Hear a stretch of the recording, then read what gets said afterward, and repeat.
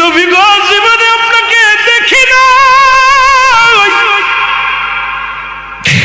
আপনার আমার মাওলারে আমি দেখি নাই, না দেখে আমি আশিক পাগল হয়ে গেছি।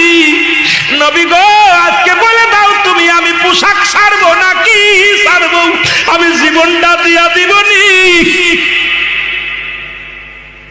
ইলহামের মাধ্যমে শুনতে পাই, এ বাবা পোশাক ছেড়ে দে, পোশাক লাগবে না,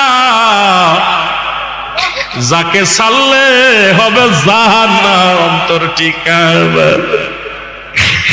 এই দুনিয়ার সব ছেড়ে দে রে হুজ্জাব, তবু কালেমা ছাড়িস না, নবীর তরিকা ছাড়িস না।